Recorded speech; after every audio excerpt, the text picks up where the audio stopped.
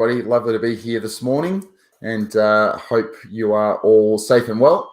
Fantastic. Josh and I are the co-creators of the 7-Figure Tour Business program, and we like to do these types of educational events for free. So this week, our topic is based around a workshop that Josh has been leading recently, but really thinking about how to boost the value of your tour business today. And the biggest picture is a lot of us, the majority of us, are in a very low sales environment where we're obviously thinking about survival. We're thinking about runway, some of the things we've talked about in previous training sessions. But what I love about this is it's a reminder that we're building essentially an asset. And there's lots of things that we can do in a low revenue, low sales environment that are actually going to increase the value of that asset, make it more valuable. And Josh, was that kind of the theme of the workshop that you've been leading over the last couple of days? Exactly right. Yeah, it was really the five key steps that I took to build maximum value and appeal in my business that enabled me to sell it for the price that I was able to sell it for. And I thought it'd be really valuable on this Facebook Live this morning. Basically, the workshops I've done over the last couple of days, turnout was really, really great. Feedback was really, really strong. And I've had a lot of follow-up questions over the last 24 to 36 hours. And I think it's been something that has opened people's eyes to the fact that there is, as you say, so much that they can be doing right now, even if they might have really been of the mindset that there's not a lot that can be going on right now because sales are down, revenue's down. It's probably going to be that way for some time. And pretty much there's a need to press pause on every aspect of your business because there's no point trying to do a whole range of things that are going to improve value, improve appeal at a time when you're not making any money. But what I learned when I went through the process of taking my business to market, presenting it to people and building value in my business when I was wanting to sell it. What I learned was that sales and revenue were just one small piece in a much greater puzzle when it comes together to building value in your business. Yeah, so I think there's people in a huge range of situations where, you might actually be looking at like, okay, is there an exit strategy here? Or at very least, I'd be open to the conversation around an exit strategy. I think we're going to see a lot of amalgamation. We're going to see a lot of people going out of business. But when you're going out of business like that, you oftentimes have a number of assets. And what we're going to talk through today is how you can sort of work on those assets. So at least if you're entering in that type of conversation, and this, again, that applies to maybe people who want to have that conversation in the near term. But if that's not you, these are still invaluable if you want to have this conversation or be open to that conversation 3-4 years down the line, 5 years, 7 years. A lot can change over that time. Our goals, our priorities can shift, and there's really no downside to increasing the value of an asset that you own or have control over. Exactly. We do our best to boost the value or to create assets, build assets in every other aspect of our life. So why wouldn't we be doing it here? And often, so often I'll get from people that's really, really useful. I don't want to sell my business right now, or I don't think I want to sell my business. And I say that, that's probably the way you're thinking right at this point in time, but there's absolutely nothing to say that you're not going to be having the same thoughts in 2, 3, 5, or 7 years. And by the time you have those thoughts or that mindset, or you want that's something you want to explore, well, there's a lot of back end work. There's a lot of preparation, and you may have missed the boat. You may have missed an opportunity if you don't start thinking about those things. And importantly, you may never ever. You may want to do what you're doing now for the rest of your life, and that's absolutely wonderful. But you may also want to explore a chance to share the load, to lighten the burden on your shoulders, and to bring in a partner or an investor in the business, or you may have someone who's come to you in the past, or you may want to yourself look outside it at a potential merger opportunity where it gives you more bandwidth, more scope to scale. It makes it more fun of sharing the load. A great point is that, even if you're, let's say, cash strapped, or you're just being really conservative with the reserves that you do have, there are lots of, zero down payment acquisition strategies that you can work with. Maybe some of your former competitors or other people who are having this conversation, but you're on the other side and you're looking at someone else's business, you're looking at some of the assets, and you can have a better idea of, okay, if I'm going to, I'm interested in acquiring some of this, or perhaps merging this into my business, where's the true value? Because there can be a lot of misleading figures in there. So a few quick shout outs to Steve and Carolyn Alva, Karen Risco. Wonderful to have all of you. And if you're catching us here on the replay, great to have you as well. So Josh, I want to dive in and we'll make a few things more concrete. And exactly. Like you said, as someone who's gone through the sale of a business, this is something that I think you learned a lot about that process, and really understanding when some people came to you and say, actually, this doesn't have as much value as you think it does, or actually the true assets that you do have. Exactly. And it is so possible to have a business doing much better revenues, much better sales with a sharp decrease in value, or far less value than another business that has got so many other fundamentals and pillars in place. And as I say time and time again, the sort of stuff that you need to be getting your head around and getting right and implementing in your business, these are things that are going to enable you to generate more cash. They're going to improve your lifestyle. They're going to make it more fun to run your business. Your family's going to be happier, a whole range of other tangible benefits. So consider this like a bit of a value building 101. We thought we'd just touch on those couple of things that right now you can be doing no matter what is happening inside of your business with regards to sales and revenue. Because frankly, we've all had a wake-up call, and we know that, and most likely it's been a personal one, something that's happened to you in your business. And you may not have taken the virtual tour route, or you may not have been able to develop experiences to sell into the local market. You may just not be making or generating revenue, making sales right now, but and therefore you may not be thinking it's the time to do these things. But I would say, and I'm sure you'd agree, Kelsey, it is absolutely, without a shadow of a doubt, more important at this time than any time in our memory to start securing your future,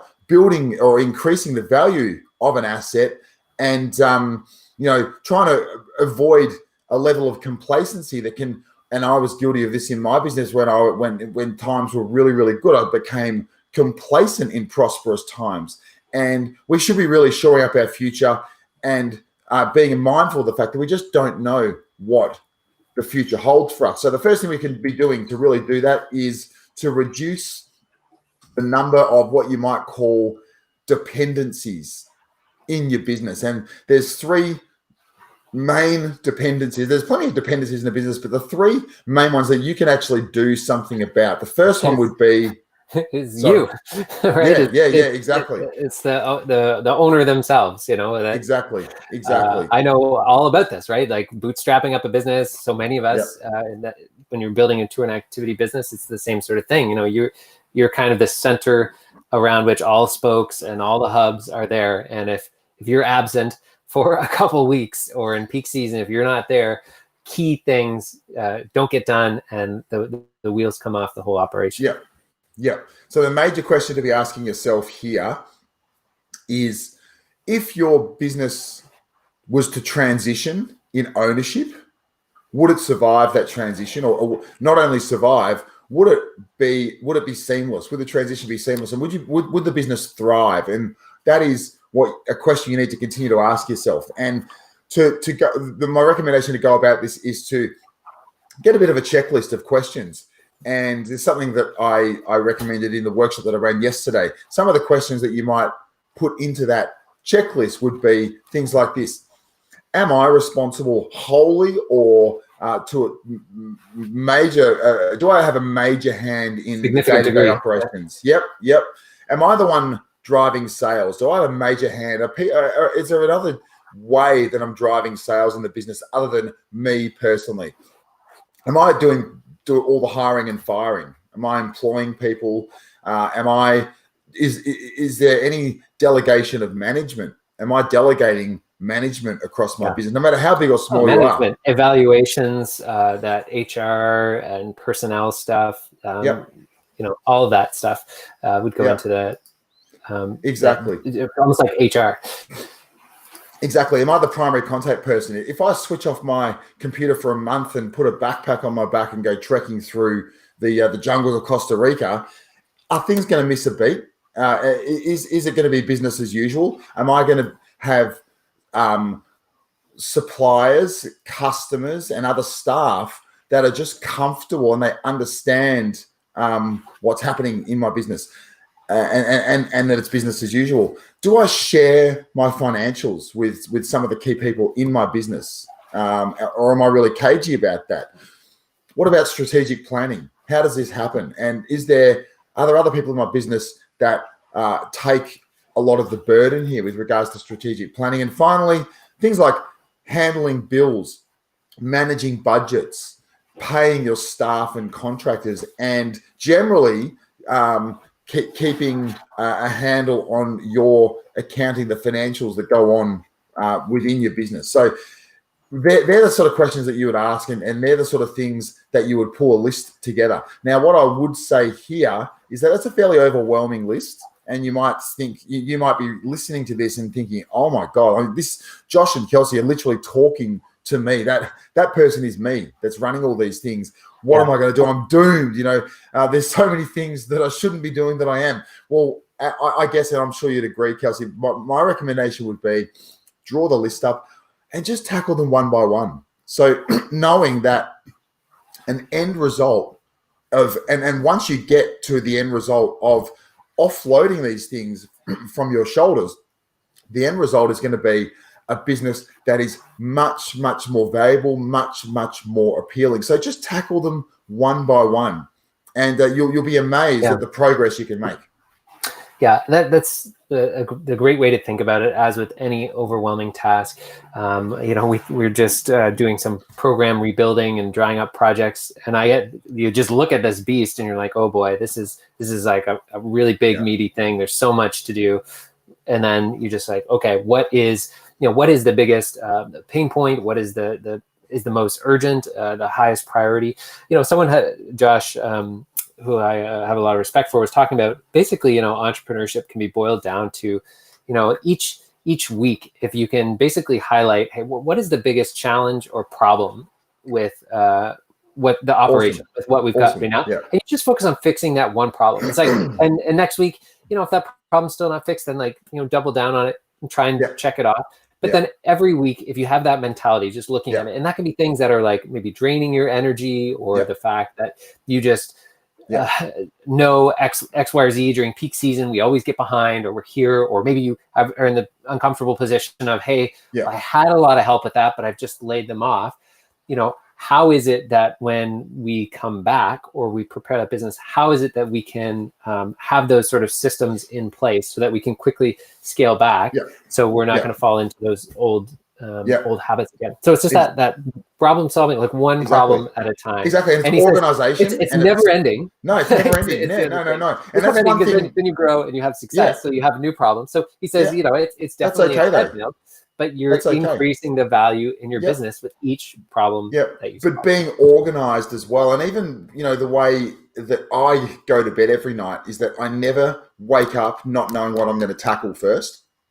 And I've watched you, Kelsey, we run very, very different businesses, and a lot of people listening to this might see us as very, very enmeshed in the way, but the reality is we do a lot of very, very different things. And that's the way that I've always seen in the couple of years that we've been working together. The way that you've approached things in your business is to a really single-minded identification of that one chunky task, that problem that needs solving, and identifying it and knowing that is the single biggest thing that's going to get you to the next place that you need to get to, that's going to enable you to achieve your goals and to tackle it head on.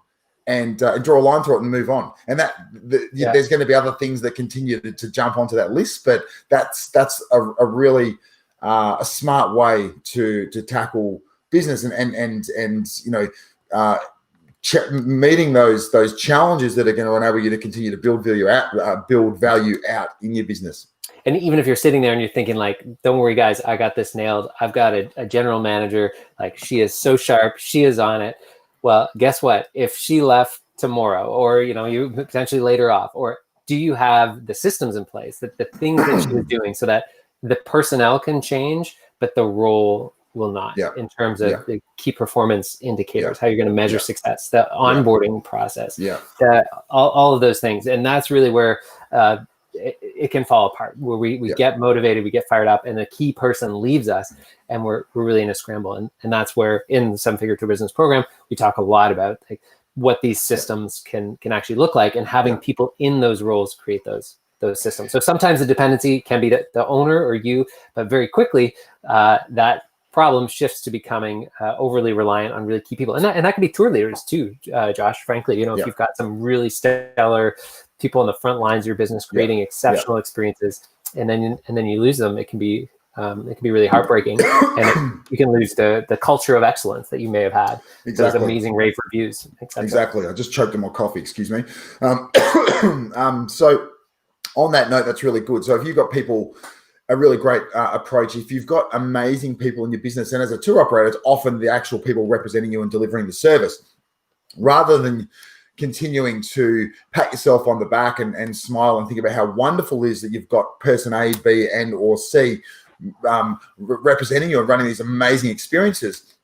What you should be continually doing is thinking about how you can get other people around them up to that level, and what role that those shining lights can play in getting the people around them to the same level, because it's so important that the wheels don't fall off if anything happens within your business from a personnel level. Yeah, we talk a lot about that in our Lead Amazing Tours program, in our team training programs. But it's really like, a lot of times we just think, okay, this person's got it, right? They've got people skills, or they're just social. But what we've done a lot over the past 4 or 5 years is make this discrete list of deliverables. These are the things we expect of our tour leaders. And Josh, I know you got very good about that as well when you were onboarding new guides, or maybe they were coming from a different culture or a different tour business or who knows where. But you're very explicit about, hey, these are the types of things that we want to make sure get done on every single tour. Yeah, exactly. And then following up to make sure that they're getting done. So exactly. Hey, do you want to, Kelsey, just really quickly, do you want to pop if people want to learn more about this topic, about value building, about increasing the saleability and appeal of your business, drop a link in there. I think I sent it over to you. It's a replay for a workshop that I ran over the last couple of days. So, it's a free workshop, and I'd love for people to come and check it out and learn more about this topic. So, just drop that link in the chat, and then we'll continue on. Sure. Do you want to talk about I think we've got a couple other dependencies there. So I'm gonna sort of blend them into one, cool. and I'm gonna call it diversification. Cool. So diversification is a really, really important thing, because if you aren't diverse in the nature of your customers or in the market that your customers are coming from, if you have an over-reliance on a specific type of customer or an over-reliance on a specific source of booking, then your business has no value. You might be doing great revenues, you might be flying, but if it push came to shove and you wanted to, access capital to fuel growth, or if you wanted to explore a merger opportunity, if you wanted to one day sell your business, if you wanted to bring an investor in one day, and you have a huge reliance on a particular type of customer or a source of customer, then your business will have no value. No one will want to touch a business like that. And what do I mean by that? Well, if you have, let's say 70, 50, 60, 70% of your customers are coming via one sort of booking channel, then it might be via an online travel agent, or it might be via a particular travel partner. Concierges, exactly. If you're like 70%, comes from that end. Yeah. Or if you're let's say, to give it some context, if you are a a corporate travel agent, for example, and you had one specific customer, let's call it, you were organizing global travel for one particular customer that took up so much time and a lot of your resources. And there was always that fear, if you lost that account, your business would be doomed. Well, that is the kind of thing and situation that you absolutely want to avoid. So you want a broad, let's call it like a wagon wheel, different types of bookings getting generated from different types of places, whether it's a beautiful mix of collaborations with other tour operators or on-selling or referrals, whether it's hotel concierges, whether it's a good chunk of direct business, whether you've got a local market segment like the local businesses or the corporate market that you serve, whether you've got a really good collection of 5 to 10 travel partners or DMCs that send you bookings, whatever it is. No, so that if for whatever reason one of your key customers, they went out of business or they took a different direction, or for whatever reason a bookings source dried up, it would be seen more as an inconvenience rather than something that was going to have a massive impact on your business. And on that note, if you have a business that is generating bookings from a broad range of sources, you've got that mix of OTAs and inbound tour operators, travel wholesalers, travel agents, hotel concierges, direct bookings, a good healthy chunk, but you're a product that is geared towards a particular market. So your key market is, let's say, mainland China, or let's say you're a really, really great fit for the North American market, or whatever market is, whether you're an outdoor adventure type experience and Western Europe is just massive, from visitors from France and Germany and Switzerland, whatever it is. Well, again, that is something that you need to consider diversifying out of and seeing where you can start developing things to suit other types of markets. Because again, if you're generating all your bookings from one source, I mean, imagine if you were a massive hit in the mainland Chinese market. Yeah. Sorry to interrupt. The one example that the whole time you're talking, you know how TripAdvisor essentially made that shift where they're like, hey, we're no longer going to be just giving you free traffic. We're going to really emphasize booking through our own system.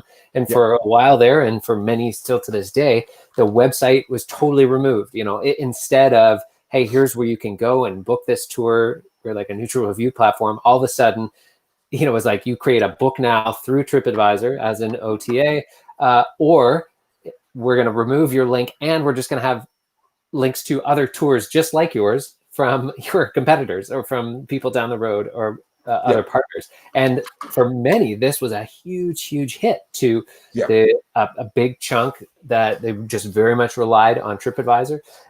And for those that many, that was just a cruel wake up of one morning and just being like, oh my gosh. But that's the type of thing that somebody who's looking at your business from an outside perspective will highlight that as a potential weakness, because they know, okay, if I acquire that asset, I need to be aware of the underlying risks that come with it.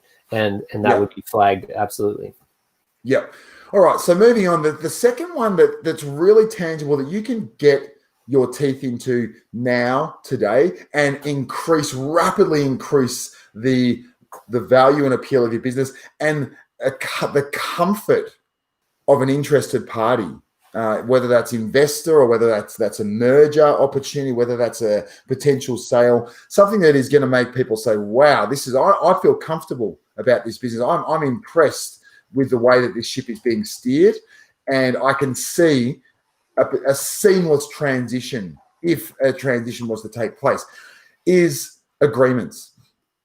So making sure that you have agreements bedded down with all of the important people and organizations to your business. So by that, I mean to solidify or put in place agreements with 3 different types of people: your staff, your suppliers, and your customers. So to have, it's so often this is a people business. So you can imagine, the people that as a tour operator, you have relationships with, or maybe even some of your key staff have great relationships with whether it's key travel agents, whether it's an agent at an OTA, like we said, or a wholesaler, whatever the case might be. But when someone else is coming in and looking at that that comes across as a vulnerability or less valuable, because we can at a glance appreciate, look, if that's not written down, if that's not an agreement, if that's not an ongoing relationship that will exist without, let's say, Josh, or without Josh's key staff, then that's a big multiplier. Basically, anytime there's a risk associated with the value of an asset, you're saying, well, what is the risk or the chance that this could go away, evaporate? What is the certainty that it will be ongoing? And essentially, you're dramatically reducing the value because you take that risk multiplier. You are indeed. Yeah, you are indeed. And I'm not going to focus too much on staff here. What I will say is, a lot of you out there listening are very, you're experienced in business. You've built businesses to a certain level. You're entrepreneurial, and you understand that when you employ someone, when you bring a staff member in, let's call it your operations manager, your business development manager, your office administrative assistant, whatever it is, those people that you bring into your business to help you to grow and scale. Well, they're going to need some kind of contracts, agreement, letter of offer, something that documents their remuneration of the requirements of with regards to their performance standard, how many, the hours they're working, leave provisions, and somewhere where they sign an acceptance of the conditions of their role. So we understand that, and there's lots of templates. I've got some great resources there, as does Kelsey, that you can formalize your agreements with staff. But one thing that is really, really important, and especially in a seasonal tour business, and it's something that I'm so thankful I did, and something that played a huge role in us being able to get a really great price for our business, was to do the same thing with our contractors. Now, let's take my business, for example. Some of you will have different business models and it won't apply so much to, but with my business, we were very seasonal, and we ran a lot of high-end private tours. In the slower months of the year, we had about 5 tour guides. In the busier peak times, we would have up to 30 tour guides representing us. So, of those 30, 25 may have been contractors we brought in from other places to represent us. Now, I started to get over and over when we started to get interest in our business. People were very nervous about this. Well, these are all contractors. How do we know that the same people are going to be there to represent you over and over? How do we know that they're going to be representing you in a way that your full-time staff are? We've got no comfort in the fact that you have so many contractors in your business. What kind of assurances do we have that they're going to continue to be there? They're going to represent you, blah, blah, blah, blah, blah, blah.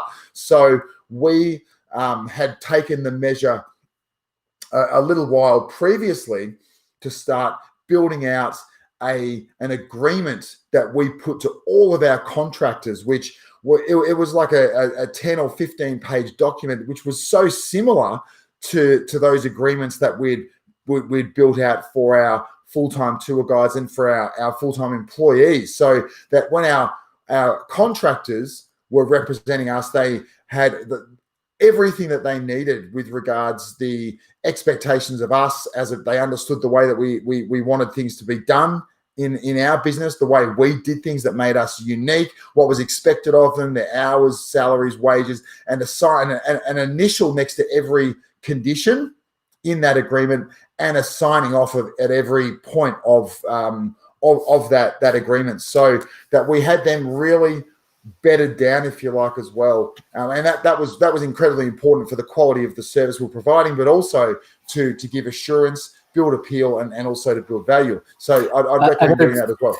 Yeah, and this was a cousin of mine who was in Halifax, Nova Scotia, and it might be illustrative. He, very active sports. He was a teacher and educator, but had an entrepreneurial bent as well. And he wanted to build one of those big sort of inflatable roof sports stadium's not the right word, but sports facility, I guess, because there was a shortage in Halifax, Nova Scotia of field space. And especially if we wanted to extend into, winter seasons, soccer and lacrosse and frisbee and all kinds of groups. And so one of the things that he did, he said, okay, I'm going to get some investors. Obviously going to need some cash, but he went around and he had some great relationships, but built relationships with all of the different club associations, sport associations, rec leagues, anyone who was in the same sort of fight, always for this limited field space, they get together. So he's building relationships with them. and was having discussions saying, yes, okay, we love that. We could commit to at least this, or we would want this much of that field space if it existed.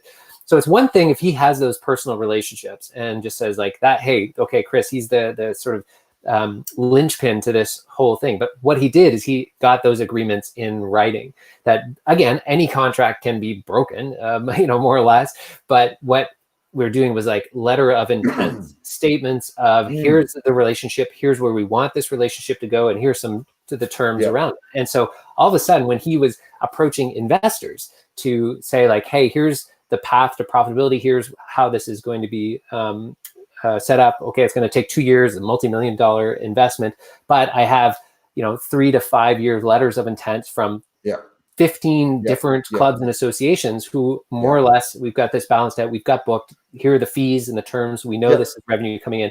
By having that in writing is exactly the point that Josh is making. Something is better than nothing, and that really applies even more to the next two areas here, which are your suppliers and your customers. So with your suppliers, as an experienced operator, you're likely, some of you will have a lot of suppliers. We had about 20 or 30 suppliers that we used in our business. They might have been attractions, activities, restaurants, cafes, accommodation providers, giftwares, whatever it was. So many suppliers that formed our tours. So when people were looking at our business, and they would say, well, wow, you've got a lot of suppliers. So how do we know that you're going to continue to be able to deliver this product in the way that it looks today with your suppliers? What kind of guarantee do we have that nothing's going to change?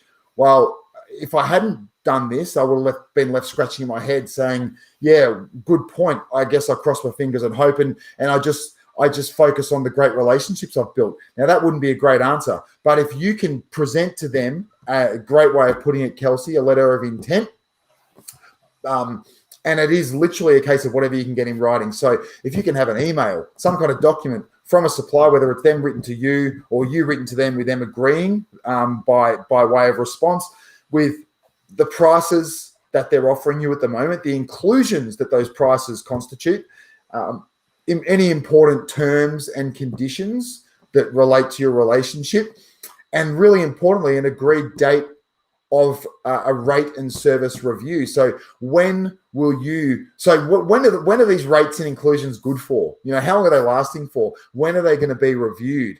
And when they're reviewed, what are the agreed targets that we have in place that we're going to be able to discuss more favorable terms? So if we can meet this target of generating X amount of sales for you, supplier A, what kind of pricing and inclusions will you give us if we can meet that target? So to have a piece of paper or an email like that, when the question gets asked, which it may or inevitably would get asked at some point, it is going to immensely increase the appeal and value of your business. And the same goes with your customers. Now, I use this example in the workshop, a really, really great one for context. We had a travel partner, an inbound tour operator based in Sydney, really focused on the US market in particular. And this is a company that started using Melbourne private tours for their private tours in Melbourne. When I was a man with a van, tour operator with a secondhand Toyota touring van, I was doing 60 grand a year, and it was just me running tours. About 7 years later, this same company was sending Melbourne private tours over $250,000 a year in bookings. So they grew with us. They watched us evolve, and we provided comfort to them that we had the pillars in place to deliver at scale. Now, if an interested party were to come along and look at that and say, wow, that's an unbelievable account. There is so much value in that account. Are they guaranteed to always use you? And I would say, well, no, there's no guarantees in life. I just have to cross my fingers and hope that I don't stuff up and they don't make a different choice, or they don't replace me with another ground operator. That wouldn't be a really great answer. So what we did is we put an incentive arrangement to them at a time when we were doing about 100 grand in sales a year, and we saw how important that account was to us. We put an incentive arrangement to them which said, we'll pay you 6% in an override or a rebate for every dollar that you can generate over $100,000 a year.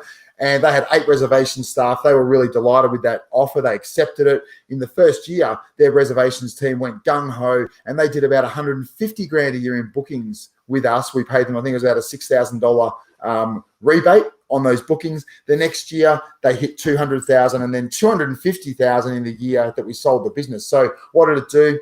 It incentivized them to really boost, to use us above all others. It incentivized their reservations team to really push our products to their customers to boost the bookings they were sending. Clearly, it sent a message that they really believed in us, and it gave that peace of mind to an interested party that, and we could show them email communication to show how delighted they were with the relationship, et cetera, et cetera.